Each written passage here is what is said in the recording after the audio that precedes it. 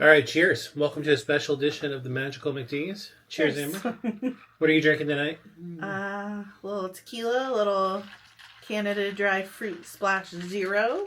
Yep. It's delicious. You? I've got some Tito's vodka with some Sprite Zero and a hefty portion of grenadine. I love that. A strong pour tonight because we got some news. I've calmed down a bit about it. And we're going to talk about it. So let's just give you a brief little recap here.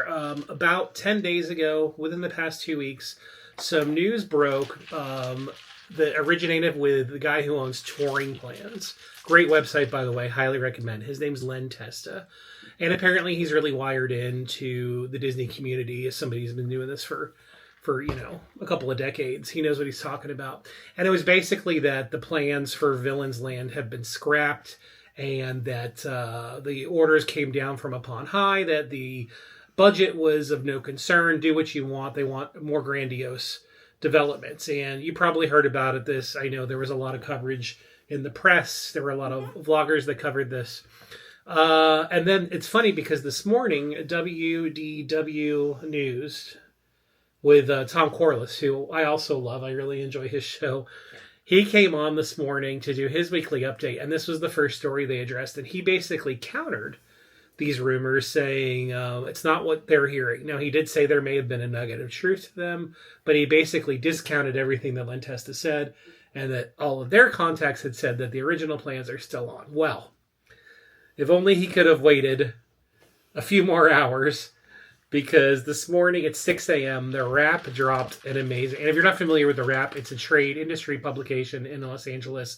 Covers primarily entertainment news. I think exclusively entertainment news, as a matter of fact. I think it was 6 a.m. PST, too. So Yeah. Yeah. So, well, and Tom and his group would have taped that the night before. So Yeah, how of could they course. have known? But basically, it totally corroborates everything that Len Testa said. And they've got a bigger scoop. Not only do they confirm the details, the rumors that you heard a couple of weeks ago, they've got the goods on this. So they have the receipts, so to speak. They've got the receipts. So let's just walk through. I'm going to read some of the highlights of this article in the Wrap, which, by the way, is a fantastic read. It is paywalled. You will need a subscription to get in. There are ways around it. We're not going to discuss those here. Just Who wrote this? Did you mention? I think it's Drew something. Drew Taylor. There we go. With the Wrap. If you just type in the Wrap Villains Land, it pops right up. That's how I found it. I did Josh tomorrow.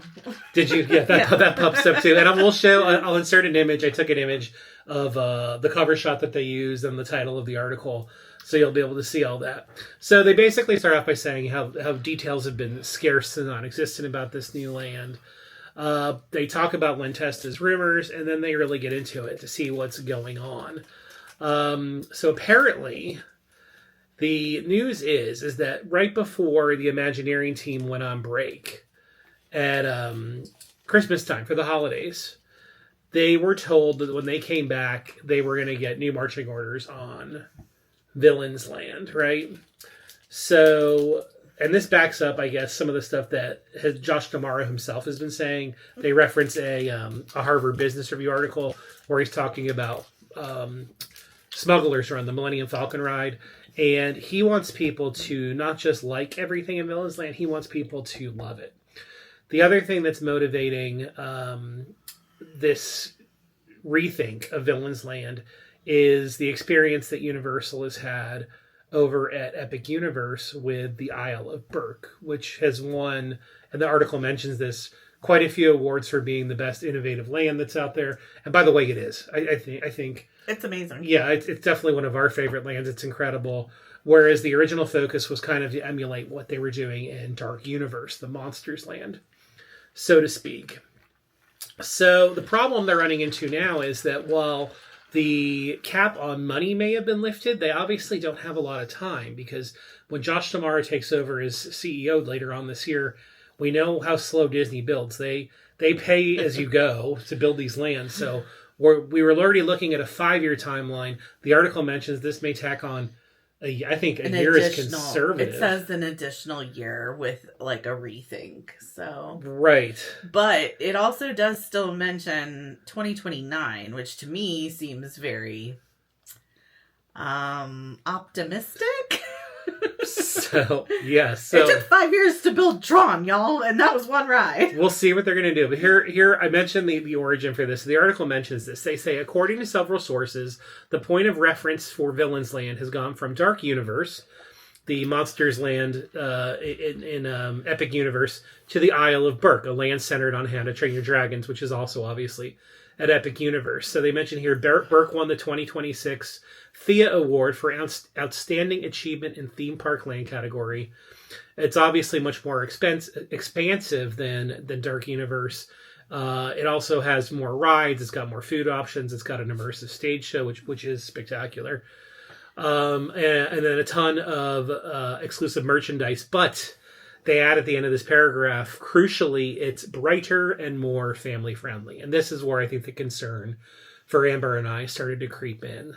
This is Villain's Land. Okay. It's not meant to be family friendly, right? Yeah, we're going to get into all the nitty gritty details. Let's get through the whole thing and then we'll circle back around. Let's do it. So then they actually talk about they got the goods on what the rides were going to be. So, and I don't think it was, we're not speculating here. I think everybody assumed that based on the original concept art, which we can put in here. Yeah, we'll drop a picture of that right now. It's also on our Instagram, on the Magical McD's Instagram. Whenever they talked about this at D23 in 2024, I put a bunch of photos up that included the Villain's Land because we were really excited about those. If you're not following us on Instagram, we would Please appreciate it. Follow. We also have a Facebook page. You should check that out. I'll put links in the description of this video.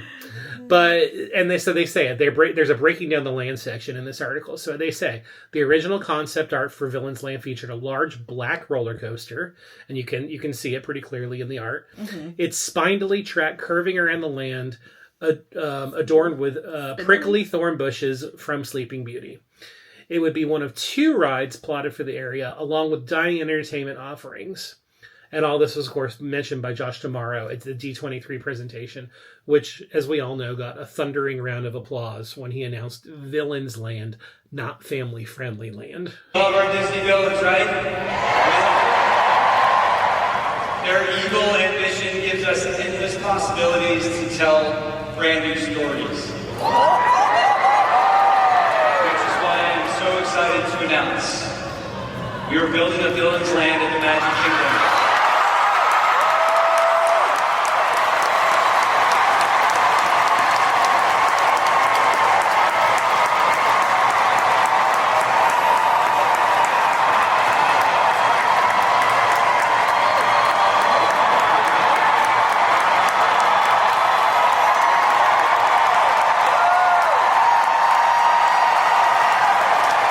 I would add. Okay, let me just as a footnote say, as Adrian says that, we all know that Disney Dark is different than Universal Dark. So True, I wanted it to be Disney Dark, and that doesn't necessarily mean that it's not family friendly. It's just a little scarier. That's the point of Villain's Land. It's still Disney. I get it. Yes. No, totally. Yeah, you're not going to get the houses from Halloween Horror Nights, especially the Magic Kingdom. We're not looking for that. I get it. Yeah. So we'll move through the article and then we'll have a deeper discussion about all this because I think Amber and I are on the same page with a lot of this. So the coaster originally was planned to be the big draw. The concept art suggested it was going to be themed on Maleficent, the big bad, obviously from Sleeping Beauty. The dragon. Yeah, and then it makes sense because she's current, the Angelina Jolie movies, right? So she's sure. The IP is still pretty fresh. So yeah, it's gonna be awesome. I can imagine we're gonna put a loop in it, maybe a corkscrew, a la Rock and Roller Coaster or Space Mountain in Disneyland Paris. I actually would have enjoyed it to be one of the more premier thrill coasters. Even more along the lines of, say, Velocicoaster. Right. Maybe not as intense, but an edgy ride for an edgy land. Actually, let's do better than that. Maybe more like Incredicoaster. Sure. Yeah. Which also has a loop. Yes. Thrilling ride, no doubt about it. Yes, thrilling, but not necessarily as intense as like Velocitor. So here's the news that I think we're most upset about, and we'll talk about why we're upset in a little bit. But just move through this. I'll get you through this article. It is now being converted into again, here's the words I don't like, family-friendly coaster along the lines of Slinky Dog Dash at Hollywood Studios. This time themed to the Emperor's New Groove. And then the article seems to take the side of this change because they say, this makes sense considering that the antagonists Yzma and Kronk actually ride a roller coaster in that 2000 comedy. And how many more guests you can get on a ride with a lower height requirement.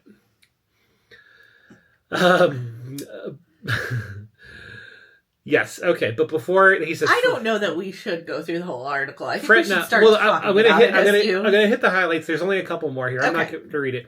Elsewhere in the land, the other highlights include, we obviously don't know what the other attraction was, but originally there were going to be 2 major attractions, according to Josh in the presentation he gave at the Honda Center. They don't reveal what they never told you, but if you look at the art, if you look at it closely, it looks like there's it looks like Pride Rock's in there. It looks like there could have been something like that would have been awesome. Potentially. Yeah, it looks like there's some kind of water ride in there because there is water and it is clear that is but what is it? We didn't know. They didn't tell us. They didn't even speculate. It just was another attraction. By the sound of it, well, what they say here is the other major attraction, again, the original plans, we have no idea what they were going to be. If it was going to be a Maleficent coaster, it's definitely not what I'm about to tell you. So what they say now in the article, the wrap article that dropped this morning, was that the major attraction is going to be a indoor water-based ride system that is meant to emulate Pirates of the Caribbean Battle for the Sunken Treasure ride in Shanghai Disneyland. If you haven't seen footage of that, go check it out. It's on YouTube. It looks amazing. I'm excited about it. I'm fine with that. I don't have a problem with them moving Maleficent over. Again, I can't get upset about a ride we didn't know. They could have done something with Pirates of the Caribbean. They could have done something with Ursula. If it's going to be a water-based ride. I don't need pirates and villains. We've got it in Adventureland, so I don't need that. But, okay. I do definitely think that the Maleficent coaster is something to be, like, I'm grieving that. The thing that we never got. And maybe we will. Maybe we will. Right. But I thought that would be an amazing and awesome attraction. Agreed. Yes. So the last 2 big points that come out of this article are, it says here, elsewhere in Villains Land, Hades will rule over a dinner show that's being described in the same vein as the Diamond Horseshoe Review, a dinner show at the Magic Kingdom. And that's replacing, I guess they had a plan to do a restaurant themed to Madame Medusa from The Rescuers for everybody, all the kids that were born in the 70s. I was born in the 70s. I don't remember Madame Medusa. I had to look her up on YouTube today. It's fine. So I'm fine with that movie's change. from 1977. So we're getting a Hades dinner review. And then the final piece of big news was, in addition to the 2 major attractions that are now revealed, apparently, Emperor's New Groove roller coaster, a Maleficent water ride based on Pirates of the Caribbean in Shanghai, there's going to be a 3rd ride, I guess Ursula themed. That is going to be like a la Dumbo. Yeah, or the magic carpets. Yeah. Hopefully it'll have more to it. If you're going to build a small ride, give us a dark ride. How about that? Oh man, I would love a dark ride. But like, I can, in my mind's eye, I can see like an Ursula with all her 8, well, yeah, because she's an octopus, right? So that's it. Now let's digest this. Thoughts. So there's a lot of thoughts here. So, I have no problem. Disney is a family. It is more family friendly than Universal is. Yes. So I actually have no issue with them pointing that out. But can we talk about how Disney has always done Disney Dark pretty well? When I say that, Adrian references Tower of Terror. When I think about Disney Dark, I think of Snow White's Scary Adventures and Mr. Toad's Wild Ride over in Disneyland. Those are some amazing dark rides that are creepy, and they are done well. Scary. They're scary. They're not... I wouldn't say that they're... and thrilling. They can be thrilling. They are still family friendly, but they skew more like less lighthearted than they're edgy. everything else. Well, and I would And argue I that think that's the point of Villain's Land. yeah, and I would argue that Tower of Terror has that too. I think Dinosaur had an element of that. It was oh, definitely absolutely. Yeah. scary. Heck, you could argue that Indiana Jones is thrilling and arguably a little bit frightening. And I harken back to one of my favorite attractions before they turned it. And even when it was the Stitch ride, the original Alien Encounter that was in Tomorrowland. I never got to ride it. I was one of the lucky few. It was amazing, and it was legitimately frightening. That was a frightening ride. So, like, it's not like they don't... Lucky few. How long was that around? Like a year and a Oh, half. really? It wasn't very long. Brief. Okay, so you're right. It probably was I in mean, the grand scheme of Disney. Yeah, if That you're is a not lucky familiar few. with the attraction, you're basically sitting there when they teleport a monster in to the room you're in. It's one of these, like, you're one of the audience members for a new scientific thing, and it's teleportation. And there's at one point the monster breaks out of the machine, the room goes dark, they send in a rescue crew, and there's like flashlights, and you basically hear the monster rip apart one of the rescue crew members. Oh, no. And then you get splashed with water as though you're getting doused with the blood. This was in Magic Kingdom.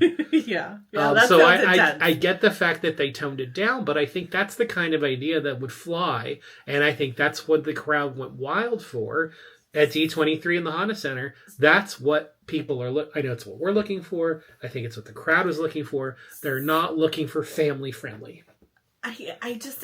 And I'm sorry to beat you up over it, but stop saying family. Like, Disney is family friendly. That's all It over the still article. is. Yeah, Yeah, it's true. still family friendly.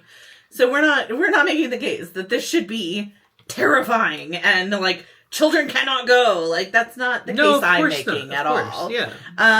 So what it's supposed to be different than all the other lands. Mm-hmm. So it is not supposed to be the happily ever after. It's not. It's supposed to be the scary ever after. Like it's the thing. We all know that Disney has expanded and extended Halloween season because of things like what we think Villain's Land should be. Right. Like, they know that we want this, but yet this Emperor's New Groove just doesn't seem to fit with the theme of this land. Yeah. Like, I feel like, is Emperor's New Groove maybe a really awesome concept? Absolutely, sure, but it does not belong in Villain's Land. Well, and it's not even to say that, like, because Yzma and Kronk, yeah, okay, like, is Kronk even a villain? I don't even know.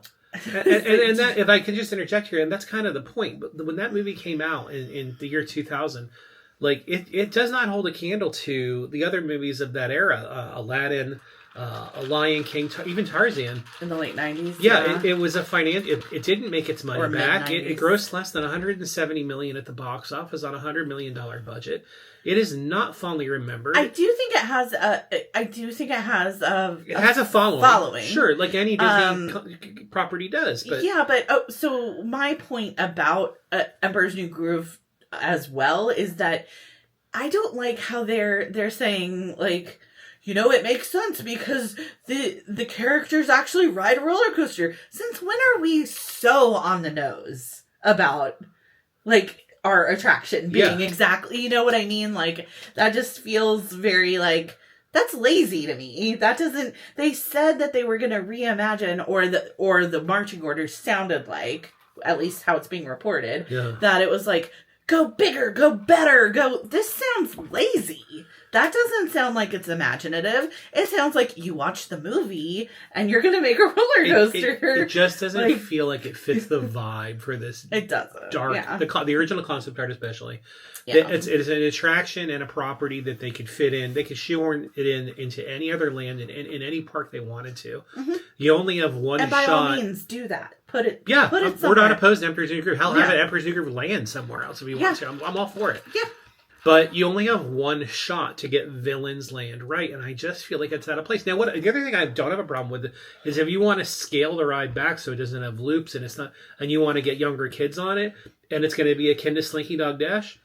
I'm here for that too. I love Slinky Dog. But theme it to something creepy. I love Slinky Dog. Yeah, Dash. It's a great ride. I wouldn't fault them for that. It needs to be longer, but yeah, please, longer than Tron. Well, I mean, not only longer than Tron, but longer than Slinky Dog. Slinky Dog's pretty quick too. That's right. It's only about a 90-second ride. Yeah. So, I mean, if we are talking about a standalone land that is supposed to be unlike anything else that's in Magic Kingdom, and I feel like this is trying to shoehorn in some things that are just like, okay, you're giving me an Ursula ride that's like Dumbo. You're giving me a Pirates ride, or I'm sorry, a Maleficent ride like Pirates. You're not innovating, and this is a land that is supposed to be like, it's supposed to be a wow factor. They even say in this article that they want this land to make people extend their vacations. Yeah, by up to 3 days on a 7-day trip. It's like, that's a lofty goal. It's saying a lot when it sounds like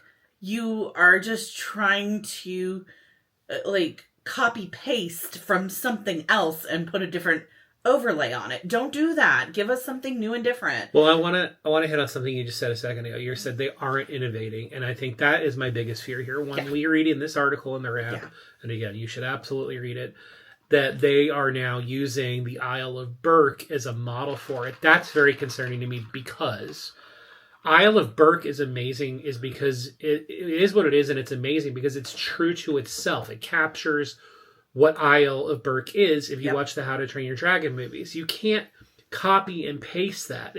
You can't. Wonderful because it's authentic to what it is. And villains should be authentic to what it is. You're not... I mean, I think they had the right idea with emulating Dark Universe. The problem with Dark Universe is it just wasn't of the scale that Isle of Burke is on. Yeah, so here's a couple of things. With Dark Universe, there are only 2 attractions. There's only Monsters Unchained and the Werewolf, the Curse of the Werewolf, or isn't it Curse of the Werewolf? I think that's what it's called. That's what it's called. Yeah. And that one is actually a very disappointing ride. But it's not. I mean, it's small in comparison. Like it. It's a tiny land. So the footprint. So something that when I think of a land, I think a land should open with no less than 3 rides. Not attractions, rides.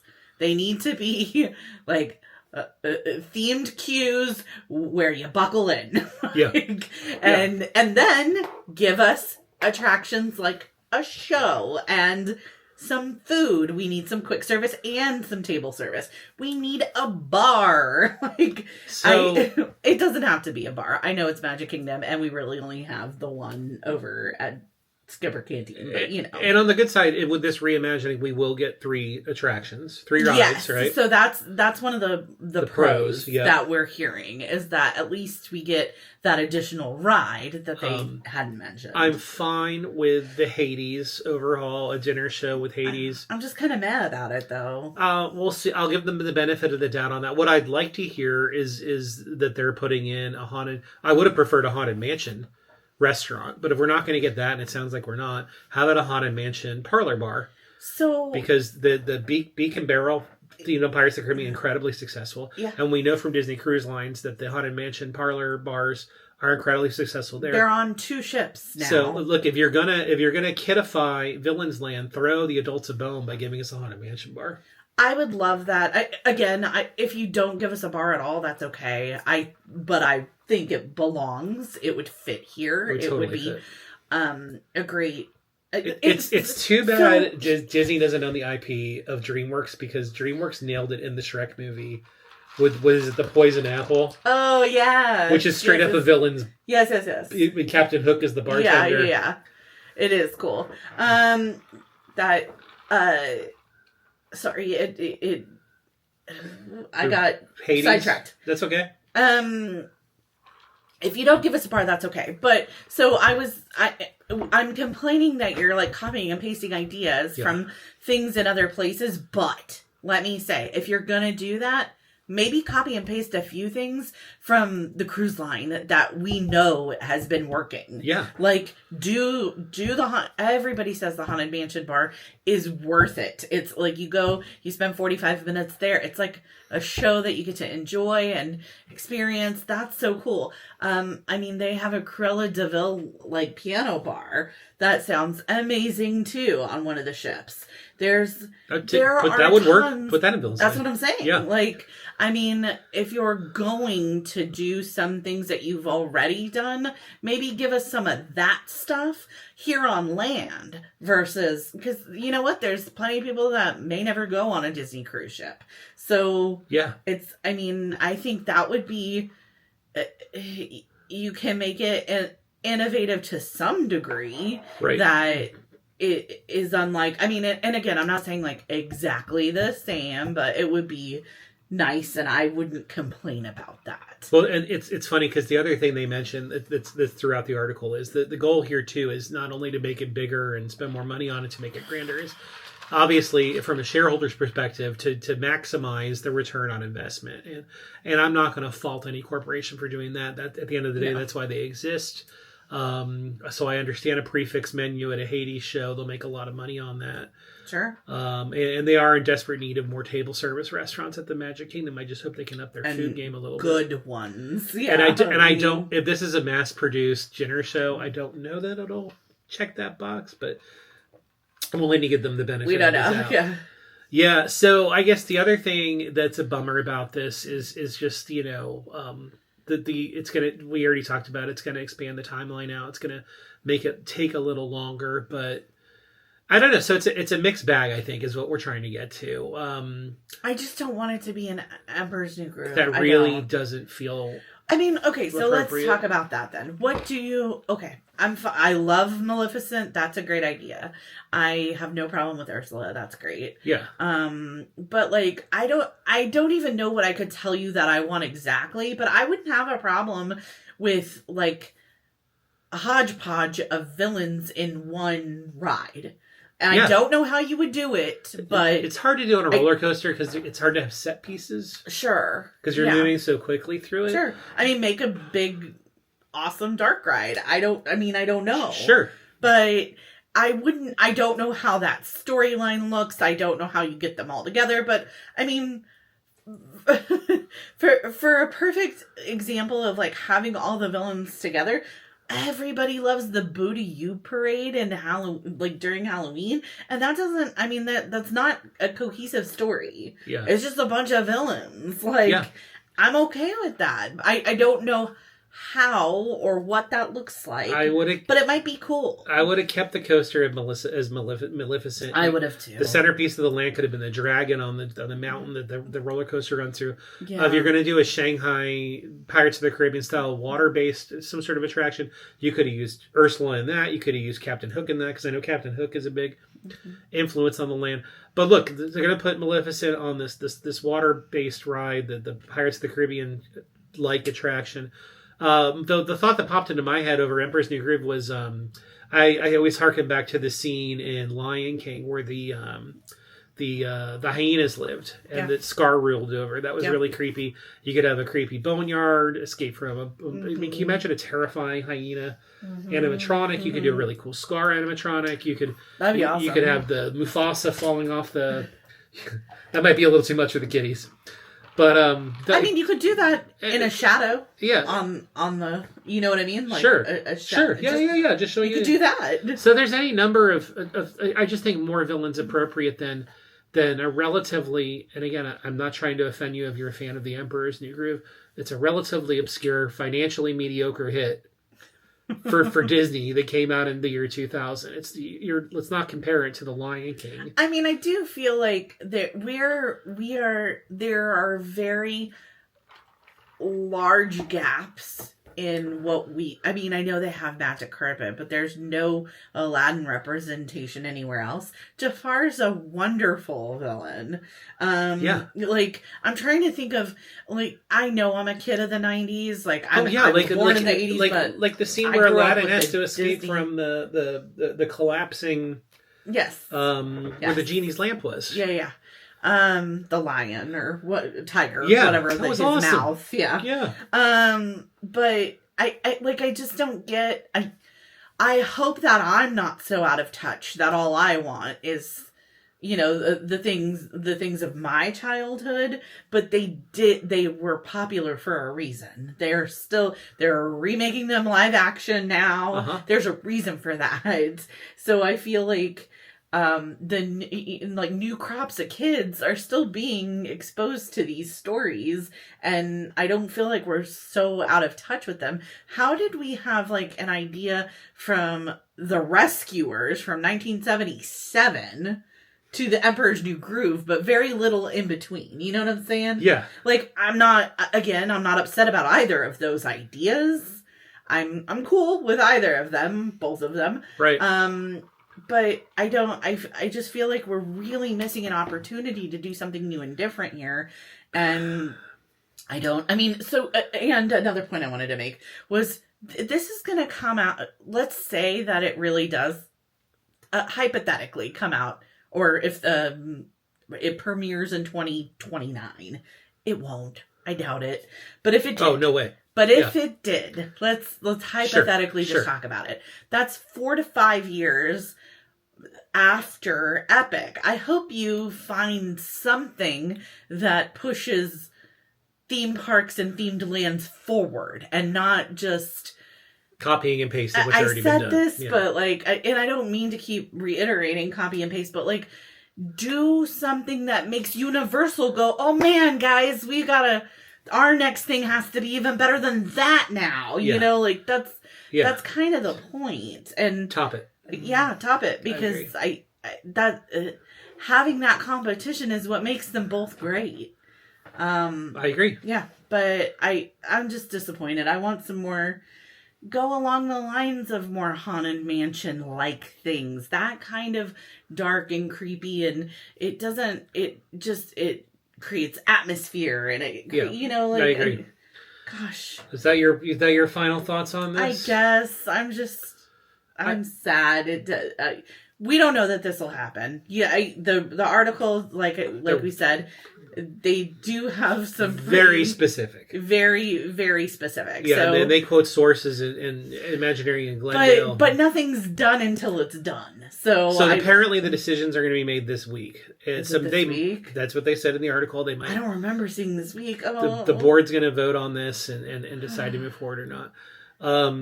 I have one more point to make, but I'll let you. Are you finished with your thoughts? And I'll just make my. I might be piggybacking on something you said. Well, again, I'm not trying. Again, I know you're more family friendly than I am, but I'll just say this: look, when Disney acquired Star Wars, look, we all saw what they've done to Darth Vader. Darth Vader has been turned into a guy that went into a village when he was growing up and slaughtered children, into what Disney has done with him and having him breakdance, if you've ever seen that horrific, cringeworthy video, and then having him ride Dumbo with stormtroopers. And it's that's what I don't want my villains land to be. I don't want you to take the big, bad, scary people and make them family friendly. Lean in to being scary. That's what the crowd roared for. That's what we're excited about. I think that's overall what we want. So I'll just say that. As spooky fans, I mean, I get that our spook level is different, and I don't expect it to be terrifying, but I do expect it to be scary. We don't expect R, but give us PG-13. Yeah, just give us a little something. Hell, bring back Alien Encounter, and I'd be a happy camper. Yeah, I did want to also. I did also want to talk about, because they do lightly touch on merchandise and whatever. Guys, we're going to need some thought put into the quick serve. And I'm fine with the restaurant ideas, but I have no doubt they're going to take care of that. Yeah, I mean, I know they're going to, but they'll be sapping up your money and over my objections, hand over fist. What I will say is, if this article is right, and like you said, these decisions are being made this week, you guys better tell us some very concrete things at D23 this year. Yeah. Concrete. Well, I think they're wrapping into the punch, so confirm this or yes. Give us some new nugs, get us excited. Give us something, because, I mean, D23 is in August, and this is going to be Josh Tomorrow's time to shine as new CEO, right? A lot's on the line for him, so. Don't mess it up. We believe in you. Let us know what you think of what the wrap revealed today. Or maybe you're excited about the Emperor's New Groove. Change our minds in the comments. Let us know what you think. Yeah. We'd love to hear from you. Thanks so much for watching. I have nothing else to add. I'm going to go continue to digest this and think about it, and maybe watch the Emperor's New Groove to reluctantly get on board. I mean, because at the end of the day, they're going to do Disney, right? So, thanks so much for watching. Go ahead and subscribe to all the things that we ask you to do. We'd really appreciate it, but really like to hear your feedback on this. Let us know. Yep. And until next time, have fun storming the castle. And stay magical.